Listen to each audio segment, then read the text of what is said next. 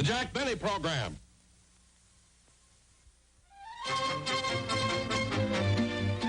Ladies and gentlemen, this is the city of Beverly Hills. Here you see Camden Drive, one of its many beautiful streets. And this lovely house is the home of Jack Benny. Let's go in and pay him a visit.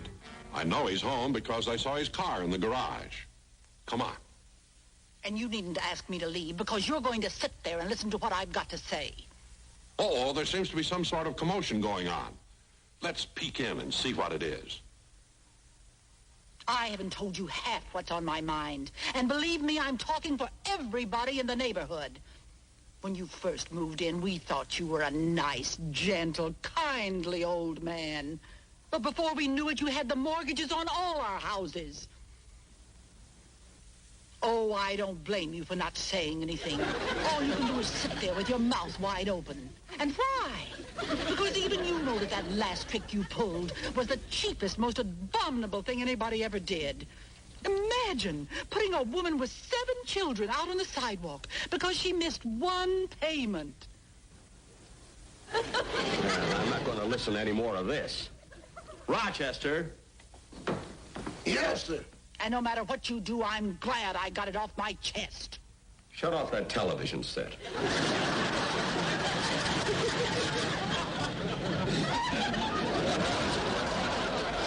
Thrilling story, The Mean Old Man. In tomorrow's episode, you will hear another true story. Boss, I don't know why you look at this program. It always upsets you.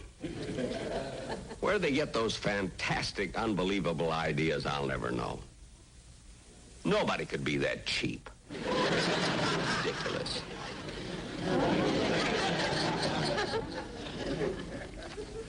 You've been sitting around the house all day. Why don't you get some exercise? Why don't you go out and putter around in the garden?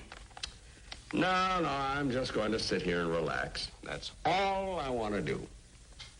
Well, if that's what you want to do, maybe I better make you comfortable. Eh?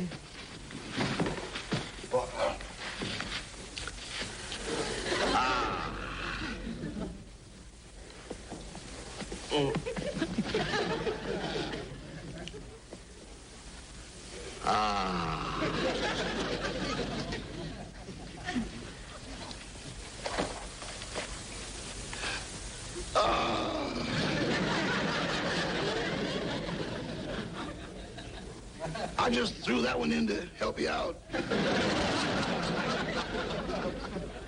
Rochester, when was the last time I stayed home all day and just sat around the house? That was back in 1933. 33? Yeah, that's when they closed the banks and you didn't have any place to go. Yeah. Well, boss, as long as you're in such a comfortable and relaxing mood, maybe this is a good time to ask you. Ask me what? Well, I was wondering if I could have tonight off. The night off? You had a night off 2 months ago. Oh, boss, you're not going to count that one. Why not? That's when I had my appendix taken out. What's the difference? You didn't get home till 3 o'clock in the morning. Tried to get home sooner, but they had me strapped to the table. Excuses. Anyway, what's so important about you having tonight off? Oh, tonight my club is having their meeting, and after the meeting, we always have a little entertainment. And tonight, I'm the added attraction. I'm going to sing and dance. You sing?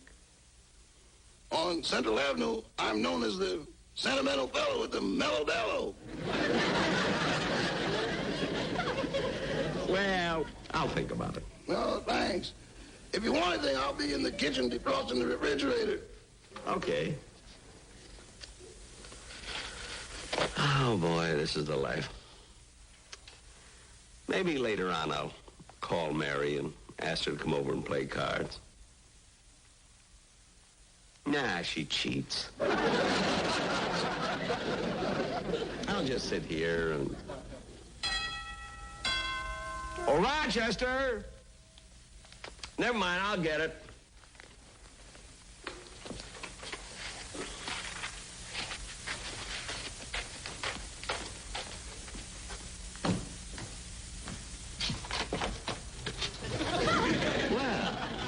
Mr. Brown. Hello, Mr. Benny. I'm sorry I'm 3 days late with the rent on our house, but here it is. Oh, thank you. By the way, Mr. Benny, our hot water heater is leaking. Do you think maybe you could have it fixed? Well, the plumbing costs are so very high now. Yes, I guess they are, but it's been months since you promised to paint the living room. Well, I fixed the hole in the roof myself. good, good. And I'll get you a pan to put under the hot water heater. Well, I guess I'll be running along. Oh, Mr. Brown. By the way, how's your wife? I mean, what's she doing now? Haven't you heard? She writes that television program, The Mean Old Man. Yes. Yes, I watch it every day. Your wife has quite an imagination. Yeah, imagination. Well, goodbye, Mr. Benny.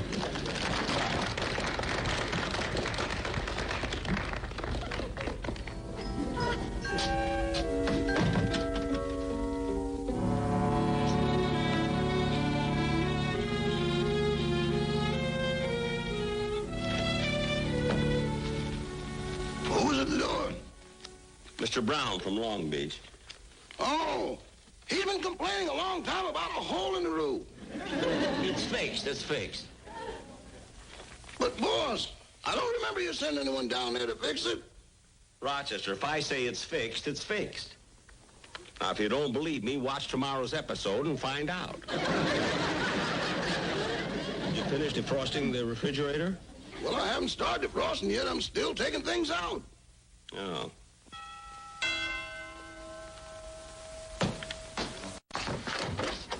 Oh, hello, Rochester. Oh, Mr. Wilson. Hi, Jack. Well, hello, Don. I'm certainly glad I found you home because there's something I must talk to you about. Oh, excuse us, Rochester. Yes, sir. Oh, by the way, when you finish with the refrigerator, put all the things back in so they'll be easy to reach. Oh, I'll have a lot more room now that I've taken that large cardboard box out. No. Put the box back in. I have to leave it there all summer. Why? What's in it? Miss Livingston's fur coat. I made her a better deal than the storage company.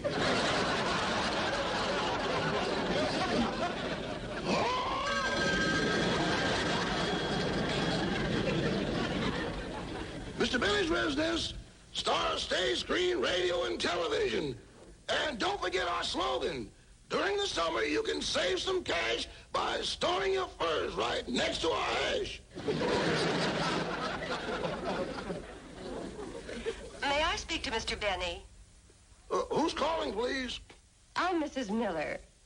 My boys are in Mr. Benny's Beaver Club, and there's something I'd like to talk to him about. Just a moment. Mr. Benny, it's a Mrs. Miller. She wants to talk to you. She's the mother of a couple of the boys in your Beaver Club. Oh, excuse me, Don. I wonder what she wants. Hello? Mr. Benny, I hope this won't be an imposition, but one of my boys has a very bad tooth, and it has to come out. Oh. Rochester, have we got a pair of pliers in the house? Oh, no, Mr. Benny, I didn't mean that. Oh, I'm sorry. Never mind, Rochester. But I would appreciate it if you'd let me bring him over to your house so you could talk him into going to the dentist. But how can I... Mr. Benny, he admires you so much. I'm sure you can persuade him to go. Well, if you think I can help, bring him over. Anything for the Beavers. Oh, thank you very much. You're welcome.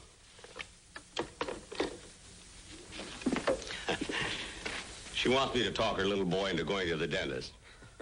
Now, what is it you want to see me about? Well, Jack, I've been going over the script for your next television show, and I noticed the writers have indicated a musical number.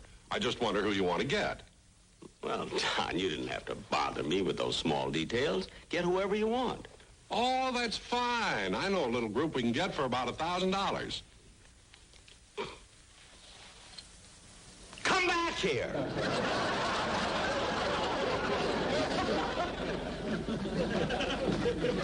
But, Jack, you just said... Never mind what I said. This isn't a small detail. I mean, we got to think about this.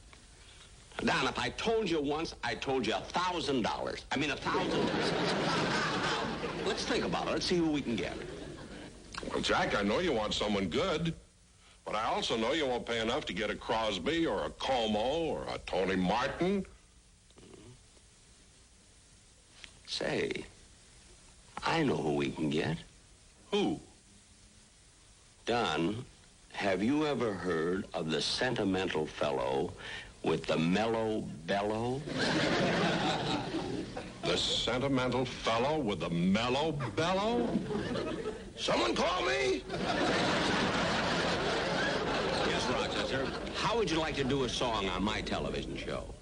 Jack, do you mean to tell me that Rochester is the sentimental fellow? With the mellow bellow. Now, how about it, Rochester? Oh, but, boss, I couldn't walk out on that stage there with all those cameras. I'd have stage fright. But you told me yourself you were going to sing at your club tonight. Well, but that's different. On your show, I'd be standing out there singing with an 18-piece orchestra behind me. Well, what have you got behind you at your club? A bartender and 3 members barbecuing spare ribs. What do you know, a 4-piece combo. Rochester, you'd be fine on my show. But, boss... Now, what are you going to sing at your club tonight? Well, I was going to do an imitation of Louis Armstrong singing, I Can't Give You Anything But Love, Baby. Well, that would be great on my show, wouldn't it, Don? I think it'll be wonderful. Come on, Rach, let's try it here on the piano. Now, let's see, how's this for key?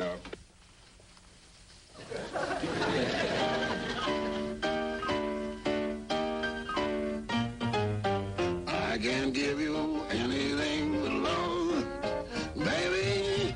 That's the only thing I... Well, baby, dream a while, scheme a while, use your divine happiness, and I guess all a little bit of things. You hold my more teeth, I like to see you looking swell, baby. Diamond bracelets, wool doesn't sound. Baby, till that lucky day you don't know well, baby, that I can give you anything but love.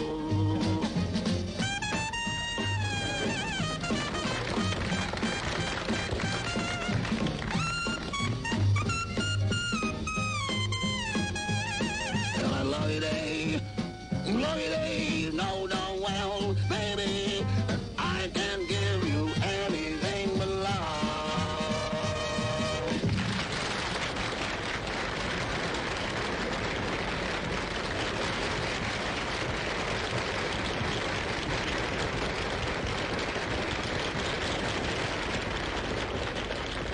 Hey, Don, that's fine. And Rochester, you have nothing to worry about. You'll be great. Gee, thanks, boss. The only thing is, Don, if we're going to do it in the show, we ought to have a little rehearsal on it. But, Don, as long as we are going to rehearse... Oh, excuse me.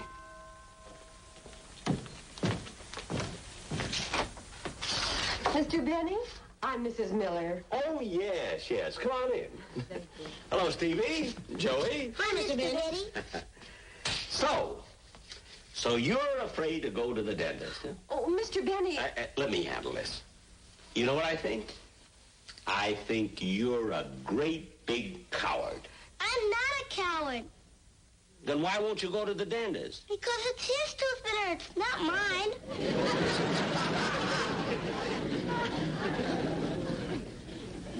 Oh. Well, then you're the coward, huh? Well, come on inside and we'll talk it over. Thank you. Don, this is Mr. Miller. How do you do, Miss Miller? You know the boys. Hello, fellas. Hi, Miss Wilson. Now, Joey, I can understand your little brother. But why would a big boy like you be afraid to go to the dentist? Because my tooth don't hurt. Mr. Benny, I'm sure if you'll talk to him, he'll go to the dentist. Because as I told you on the phone, you're his hero. I know. In fact, I'm kind of thrilled myself. Just talking to the man who used to play football under the name of Crazy Legs Hirsch. Well. Tell her about the time you caught your own kickoff and made a touchdown.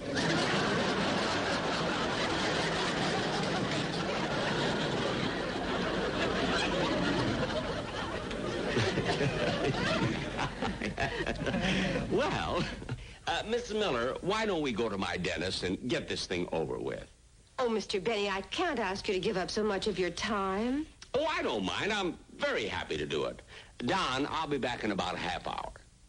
Now, Joey, if you want to be a beaver, you have to have good teeth. My tooth don't hurt. Yes, it does. I'm going upstairs and change my clothes, and I'll be right down. What's sit over here, Miss Miller? Oh, thank you, Mr. Wilson.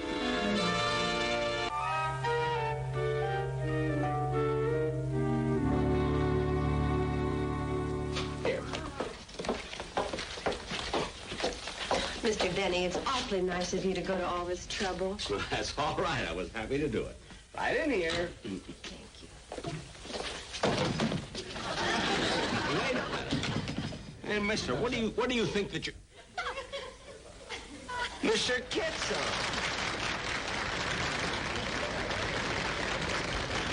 Mr. Kitzel, don't you recognize me? I'm Jack Benny. Oh, I'm so sorry. I just came from the optometrist's office. He put drops in my eyes, and I can't see so good. Oh, that's too bad. What's wrong with your eyes? I happen to be colorblind. Colorblind? Yeah, to me, yellow is brown. Yellow is brown. And not only that, brown is green, and green is yellow. Wait a minute. Let me get this. Yellow is brown, brown is green, and green is yellow. That's my condition. And last night at dinner, this caused trouble. My brother-in-law was eating what I thought was a hot dog. So I wanted to be smart. I said, how do you like the cucumber? He said, what cucumber? I'm eating a banana.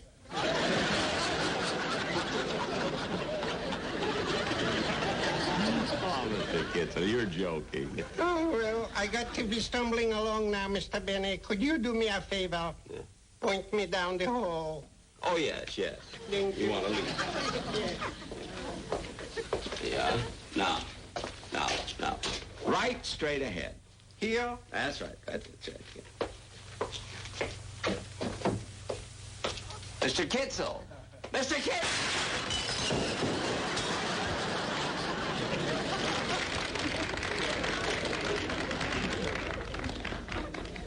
Well, it's a good thing we were on the ground floor.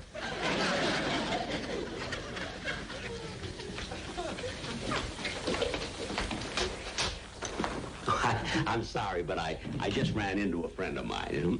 Now, Joey... I don't want my tooth pulled. I don't want my tooth pulled. My tooth don't hurt. Joey, you keep saying that all the time. At least speak correctly. It isn't my tooth don't hurt. It's my tooth doesn't hurt. Anyway, the dentist isn't going to hurt you. I don't care. I don't want my tooth pulled. I don't want my tooth pulled. I don't want my tooth pulled. That's all you've been saying since we left home. You're nothing but a gutless yellow belly. Stevie, please. Stevie? Where did you learn words like that? From you, Mr. Benny. From me? Yes. That's what you said to Jack Dempsey when you caught him with that left hook and he wouldn't get up.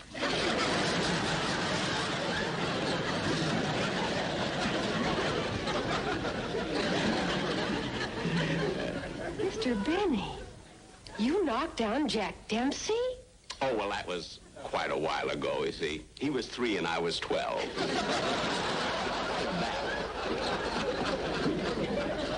How do you do? Do you people have an appointment? Oh, you must be new here. Yes, I am. Well, will you tell Dr. Payton that Jack Benny's waiting? Maybe we should have called first. No, we don't. I've been going to Dr. Payton for years, you know. He's a very good friend of mine. We'll have our appointment right away. Mr. Benny, Dr. Payton said you didn't have to come in. He mailed you the rent this morning. That's not why I'm here.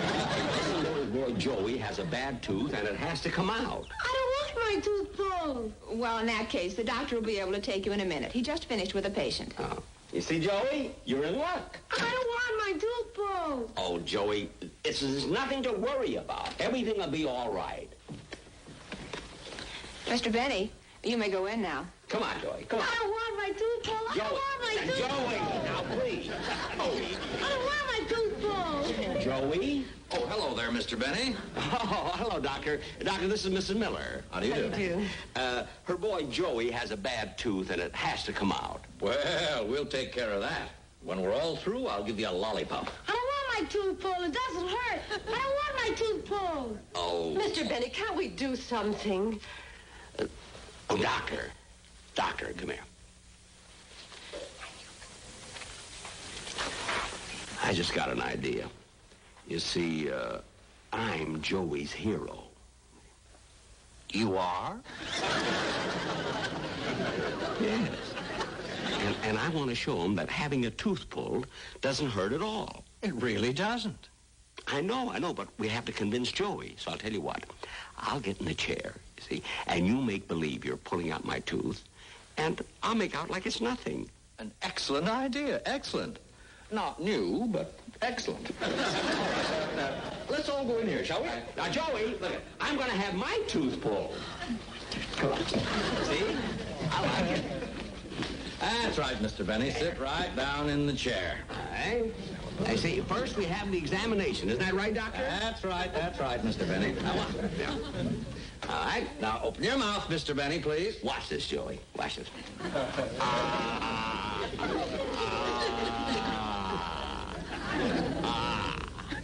See? There's nothing to it. Mr. Benny, Yeah? would you please open your mouth again? Real wide this time and lean back.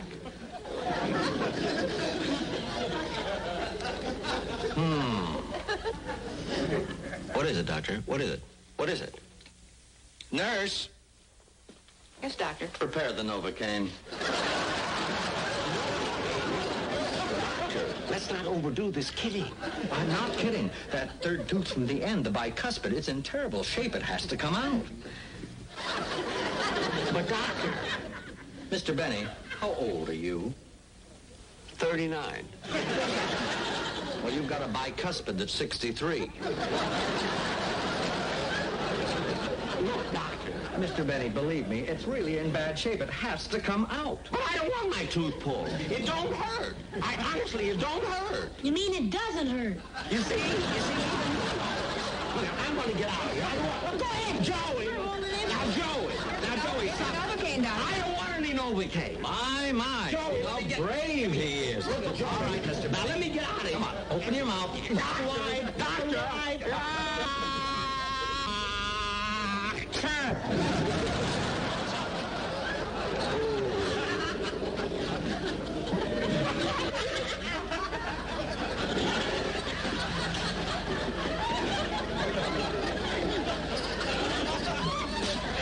Now, Joey, you get in the chair. Let the doctor see. Come on, I'll get you in the chair. There. Come on now, open your mouth real wide, Joey. I don't want.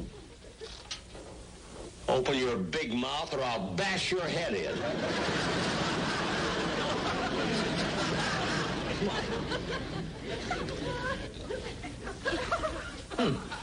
Well, there's nothing wrong with your tooth, Sonny.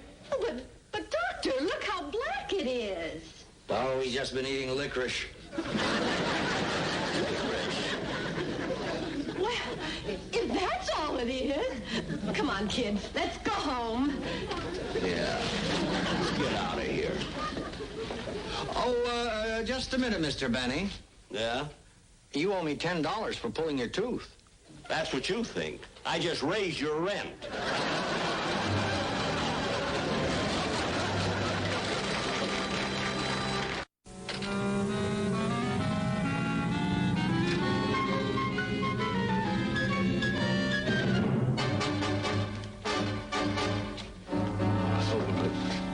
Oh, it's you again. You forgot to give me a lollipop.